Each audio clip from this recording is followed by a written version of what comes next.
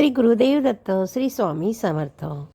दुसऱ्या दिवशी आम्ही पहाटे उठल्यानंतर स्नान इथे केल्यानंतर तेथे साऊथ इंडियन लोकांनी पूजा, मंत्र, जप, होम, हवन सगळं अतिशय सुंदर असं केलेलं होतं. तिथे जाऊन दर्शन घेतलं, महादेवाची प्रार्थना म्हणत होती. साऊथ इंडियन लोकांची पूजा अतिशय सुंदर असते.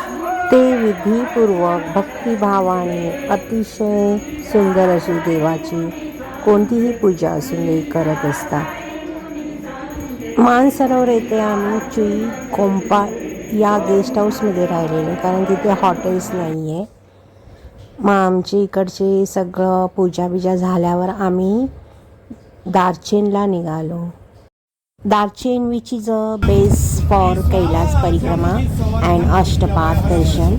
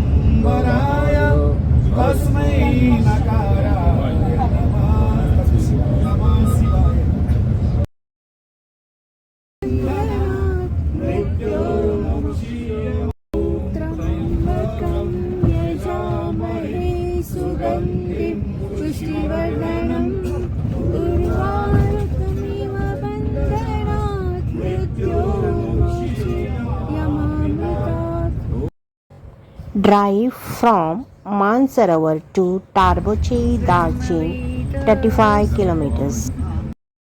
आता आम्ही दार्चेनच्या हॉटेलमध्ये पोचलो. आम्हाला इथे पण चांगला रूम मिळाला. आम्हाला प्रत्येक हॉटेलमध्ये चांगलेच रूम मिळाले, स्वच्छ, सुंदर, काही ठिकाणी लक्झरियस. म्हणजे आमची अशी गैरसोय अशी काहीच झाली नाही. ब्रेकफास्ट, लंच, डिनर सर्व गोष्टी वेळच्या वेळी मिळत गेल्या. म्हणजे आमची ही यात्रा अतिशय सुंदर आणि चांगल्या पद्धतीने होत होती. आम्हाला कोणत्याही प्रकारचा त्रास झाला नाही. आता आम्ही एकदम कैलास शिखराच्या जवळ आलो आहे आणि इथूनच परिक्रमेला सुरुवात होणार आहे. ओम कैलासपते नमो नमः. शिवशंभो हर हर महादेव. दुसऱ्या दिवशी आम्ही पहाटे उठून स्नान करून ब्रेकफास्ट करून कैलास परिक्रमेसाठी तयार झालो. आम्ही प्रथम यमद्वारला जाणार. Yamdwar, the gate to the kingdom of the gods at Tarboche. थंडीचे कपडे, नंतर पाऊस पडल्यावर उपयोगी पडणारे जॅकेट सर्व घातले आणि आम्ही तयार झालो निघण्यासाठी. आता आम्ही यमद्वारकडे रवाना होत आहोत. खूप एक्साइटमेंट आहे की आता आपली जी मेन यात्रा आहे ती आता सुरू होणार आहे आणि खूप उत्सुकता लागली आहे. कैलास शिखर जेथे आमचे भोले बाबा राहतात पूर्ण परिवारासकट त्या ठिकाणी जाण्याची.